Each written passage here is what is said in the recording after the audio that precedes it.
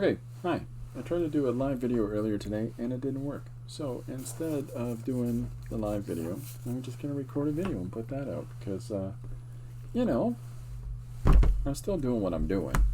It's just now you just get to see a little bit about behind the scenes creative mania. I don't know, whatever you call it. I showed a couple things in the previous video, the previous live stream. I don't know if they're going to turn out or not. I've tried to watch it back, but it's still processing.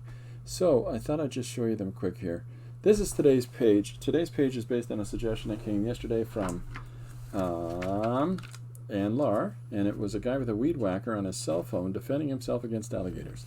So I took a little bit of creative license, and instead of defending himself, I had him become a alligator fighter who answers the call of going to take care of errant alligators. You know, it's just some fun in the sun. I drew this with dipping inks live yesterday in yesterday's stream. You can't see it. I did that earlier too. So here is the original art for it, and I have some acrylic ink jars that I dipped the nib into, and off we went. And then I put that into, I scanned it, put it into Photoshop, and cleaned up the borders and the panels, and put some text to it. So, and that's the process. For that page, you know, I work in a whole bunch of different mediums.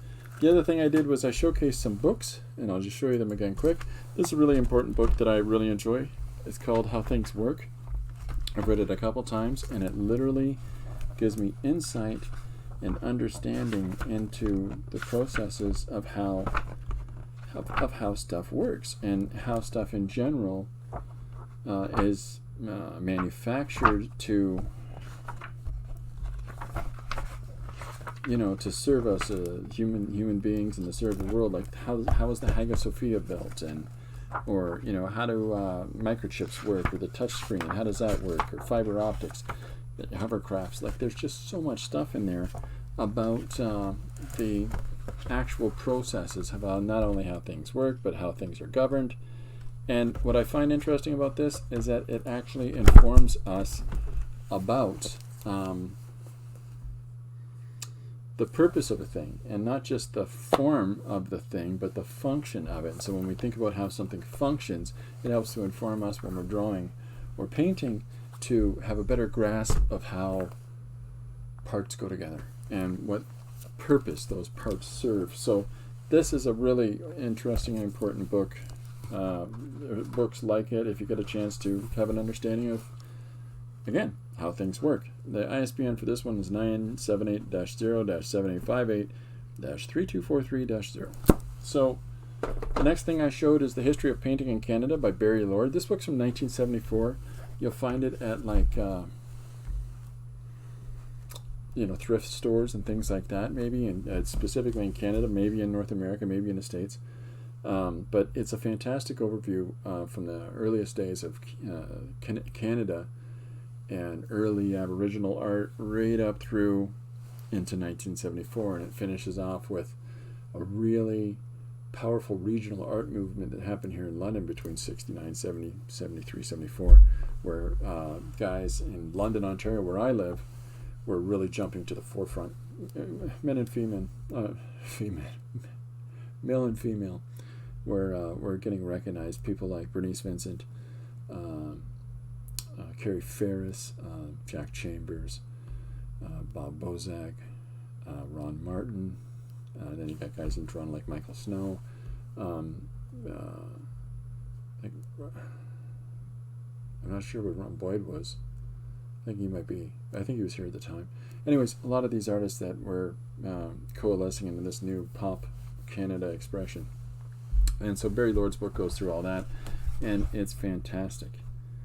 He even goes so far as to try to tell you like important key elements of art and how art works in general. And it's interesting, the structure of it all. It talks a lot about the Group of Seven, which is a major Canadian movement in Canada, or a major art movement in Canada, sorry. And I'm so frustrated about that live video earlier. This is a Spectrum book. I showed this as well. This is Spectrum number 23. There's at least 30, 35 of these. And what it is it's a collection of this year's fantasy illustrations, whether it's for comic books or board games or for role-playing games or for fantasy imagery, for articles, or all kinds of different facilitation that these pieces are used for, in addition to straight up paintings and matte work for films and sculptures for fine art sculptures or sculptures purposely for projects. There's just so much stuff in these that celebrates all of these sort of creative expressions that were coming out this year. And I really enjoy these Spectrum books. If you get a chance, look them up. Spectrum, Best in Contemporary Fantastic Art. There's a number of them to choose from. And then last thing I was going to show, which is another magazine, an annual publication. I'm not sure if this is annual or bi-monthly. I can't remember now. But Illustration Magazine. This is issue number 80, so it's been going for a while. This is all about published illustrations for books and magazine articles and product promotion and things like that. And it gives, each issue gives an overview of particular artists and the work that they did, them in their studios, the particular impact their stuff might have had, but an overview of their career and a number of examples of their pieces and stylistic approaches. And I really appreciate these books a lot. Stuff like that sort of inspires and encourages us to see different things that different people have done, and to take those things and to try to figure out how we're interpreting things. This is some scribbling that I started doing during the stream about now. One of the things that I objectively do, and I got a magazine sitting over there on my desk, but one of the things that I objectively do on a regular basis is that I'll sit down with drawing markers, drawing Sharpies and things like that, and I will open up a magazine or open up the interwebs, and just look up whatever random thing is on there, and whatever random thing I might have searched up earlier that day or something like that, and I'll sit down with these half-dry Sharpies, and I'll start drawing the things that I see in front of me. And so there's no real specific thing that I'm pursuing. This isn't me objectively trying to draw bunnies today. This isn't me objectively trying to draw whatever today. It's literally a case of flipping open a book to something, a magazine to something, a website to something, and then just trying to sit down with these half-drying markers and try different mark-making approaches. And I'm going to be really scribbly with this one just because let's see how this works. And just trying different things and taking yourself out of your regular comfort zone and allowing yourself to find new ways to interpret things, and allowing yourself to draw things that you may not normally draw, or to draw, if you're doing portraits and you do a fair amount of portraits, then now you're going to do, you're going to try drawing somebody that you might not normally draw. There's a thing culturally where we tend to gravitate towards drawing, painting, or incorporating characters into stories that look like us. And there's something to be said for, there's a lot to be said for learning to draw more than just people that look like you, and to draw the great, wonderful, wide complexity of humanity, and undesirable looking characters, or breaking things down into caricature, or drawing people that you might not find necessarily characters compelling to put in pieces. You want everybody to look pretty and beautiful, but by challenging yourself to draw people that sit outside your norm, it helps you to grow creatively, and it helps you to develop a better graphic understanding about people in general, or the complexity of humanity. You'll see something in the way that you illustrate others that maybe informs you to have a little more diversity visually in your images. Or if you draw the same car the same way in all your different pictures, try drawing other vehicles, or flip a car over, or you know, draw even just different types of cars or exploding cars, whatever it is. And those sort of ways to challenge yourself, you just benefit from it. There's no, I've yet to see anybody that spends more time learning to draw and trying to do things that doesn't gain something from that. They don't gain some sort of information or knowledge or growth for their creative approach to things. There's things that you can learn as well, and I talked about this in the video that I tried to do. But if you break things down into just really high contrast values, so that you're only looking for the deep shadows of things, and you're not drawing the light parts, you're just looking for those deep contrasted values, it can again inform you of something different in what it is that you're drawing, because you know, you might see something new in faces, you might see something new in how shadows work, or it'll just sort of challenge you to stop resting in building everything up from geometric forms and just looking at things as volumes. And so, you know, the complexity of light and dark, you know, there's so much to learn that there's different ways that we can approach things. We can approach things in a sort of static way of growth of I'm really only focused on trees. You know, I just want to, you know, I do a lot of art with trees in it. That's great. But if you're just drawing the trees, trees are part of landscapes. You know, so if you're drawing your trees, are they free floating things in the air? And what can you gain from drawing the reflections of the cast shadows of the tree on the ground as the light goes through the branches and the leaves and leaves these really interesting patterns that are on the surface below it? Or what can you gain from just drawing random people in weird movements? Like, is there something that you can gain from that benefits you in your own creative growth, so that when you're drawing people, like here I am trying to draw a guy who's breakdancing on this magazine page, and in the course of drawing him breakdancing, I'm learning something right now about how the jacket flares out over here, over his chest area, and that this side of the jacket, because of gravity pulling it, and yet at the same time, even though gravity's pulling it, it's still flaring out in this direction. So there's a sense of movement of these different parts of the jacket with the wind, and that I might not have started to see if I didn't sit down and start scribbling this guy out. You know, and then how does his head sit in correlation to this sweep of the body? And if I look at it, there's a few different ways I can look at this. If I look at the volumes of his form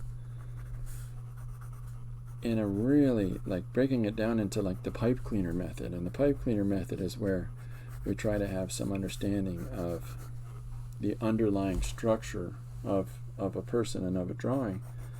So by just using pipe cleaners, it tells me, you know, that he's moving in this really flowing kind of way. And if I'm using this red line to have an understanding of that, and then we're clothing that skeleton of sorts, that the pipe cleaner skeleton form there, it tells me so much more about how the parts move in correlation with one another, and how this piece of leg and this piece of leg are, you know, the same length, but because of foreshortening, this one might seem longer than this, even though it's not.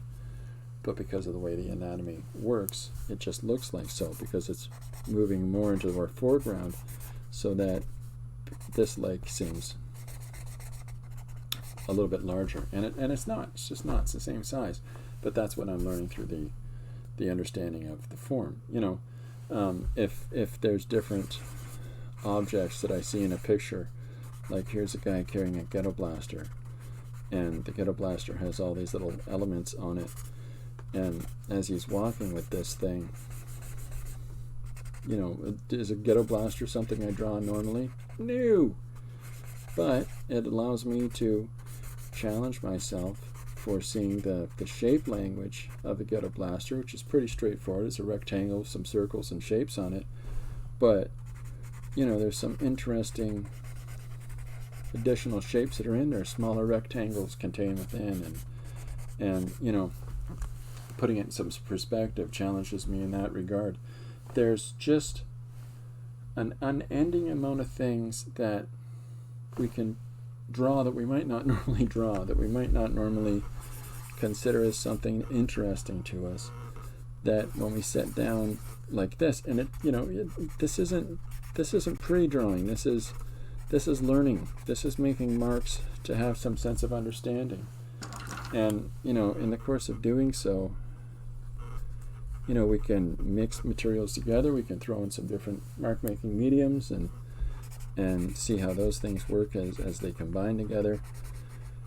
You know, I'm going to draw whatever you call these quadrupeds. I don't remember the name for these.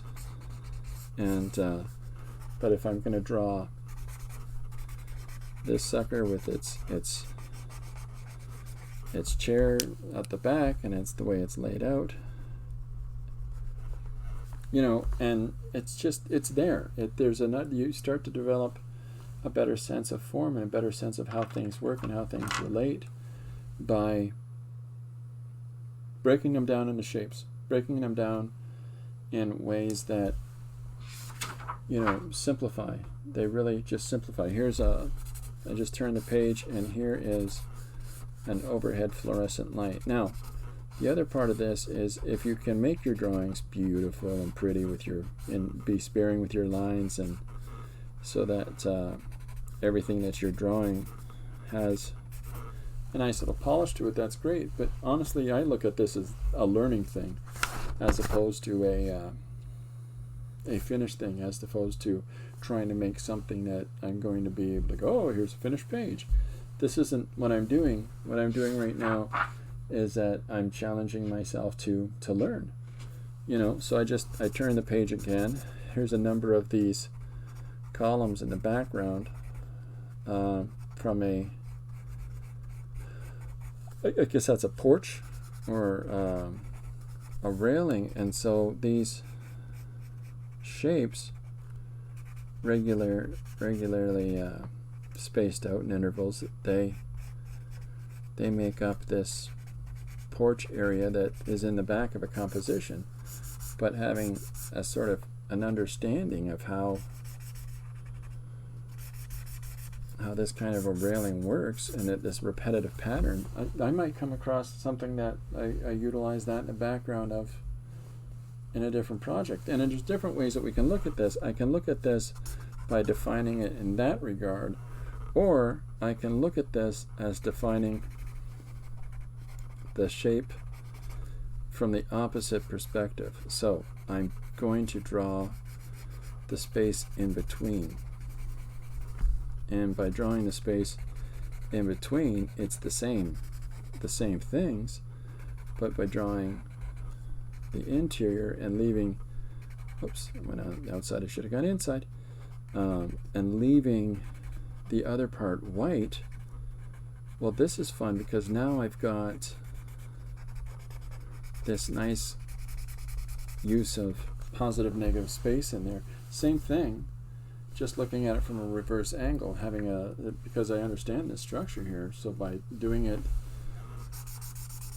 so that it's just a negative mark or on the surface, now it becomes a different kind of complexity to the use of this image, and as it moves across a composition now as just a silhouette, but not just a silhouette, but a silhouette in reverse, so it's just white. That can give us something decent and cool to put into whatever it is that we're drawing, and I like that. I like the opportunity for that. I like the opportunity for trying something that, you know,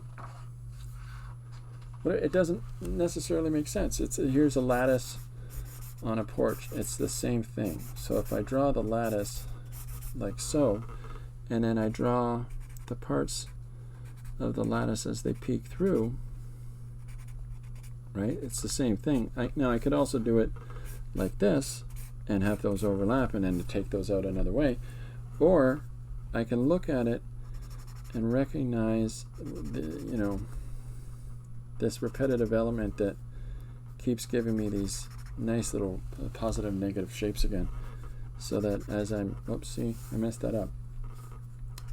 So if I'm doing it like we did over here, because I have an understanding of it, I can just draw it like this. And again, here's a pattern that I can impose into another composition, or it's a suggestive mark making language, so that if I'm drawing this in the background and here's a fence, I don't need to draw the whole of the fence. I just draw this in the background.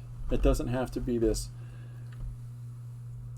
clearly delineated fence in the background. If I do it in this sort of negative line making thing, so that the forefront, the character in the forefront is the emphasis point, that's what we want the viewer to look at, and I've simplified the language for these structures in the background. But it's that kind of thinking of just allowing yourself to make marks and to look at the things that you're drawing in different ways. Looking at them in the positive, looking at them in the negative, looking at them as line art, looking at them as just shaped art, just looking for the hard contrast values and stuff. I like doing this. I do it every night. It helps me to develop as an illustrator, and I'll switch up colors on the same page. Like I'll jump back to this red pencil crayon. So here's I'm doing a drawing here from a picture of Lenny Kravitz, and because this is school, this isn't fancy finished composition. This is why I draw over my own drawings all the time, is because what I'm learning here is developing myself and my craft far more than it is that I'm worried about the spit and polish of pretty finished image. But what I'm learning here is going to be so much more beneficial for me, because it's going to help me to have a value or understanding to whatever it is that I have in front of me that I have to work on. So there's the structure of Lenny Kravitz from this source picture I have. So now if I look at Lenny Kravitz as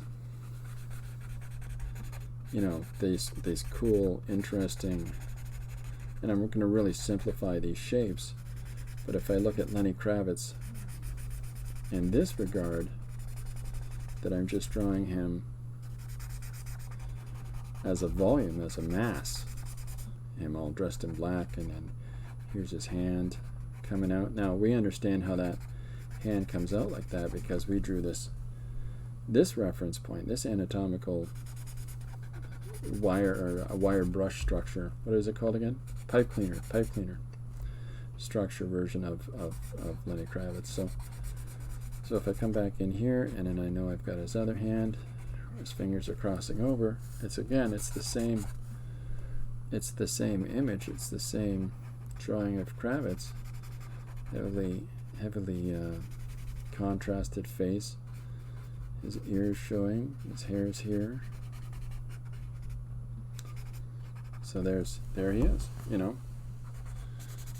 recording "My Mama Said" or whatever songs he does. It's a funny joke by Pete Holmes about Lenny Kravitz that always makes me laugh. His real name is Leonard Kravitz. just a funny thing. You don't think about the fact that Lenny Kravitz, his real name is Leonard.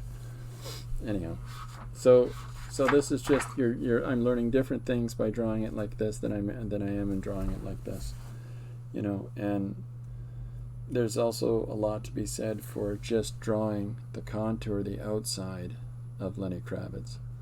There's a lot to be said for just drawing the volume of space around, in this case, Lenny Kravitz, or anybody else for that matter. But there's Here's a big speaker. It's got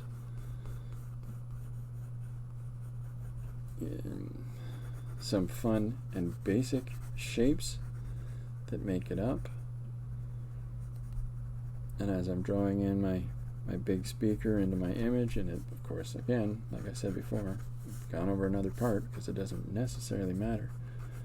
But I'm learning some cool things about, the image itself and how it's sitting on top of an old broken fridge, and so that makes me have to learn to draw a fridge, right? There's the door. It has that wonderful little bevel at the bottom of the and top of the door where it opens. And so it's a sort of letting yourself go, not overthinking things, and just drawing in what you're seeing in your image. And that sort of helps you to just to develop a stronger shape language from things that you might not normally work with. You're having some fun, you're gaining something from it, and you fill up material in no time flat. And at the same time, this isn't the thing that you put in front of somebody else and say, check it out how good I draw. This is the thing that you yourself get to look at and go, oh yeah, I remember what I did there. That was fun. So, yeah, lots to be said for that. All right, that's about it. I just wanted to show what I wanted to talk about today. Today's suggestion I have to work for is giraffes, the origin of giraffes and how they come from the underworld. And that comes from Dee Dee. So I'll be having that page done for tomorrow. In the meantime, I hope you have a great day. Bye for now.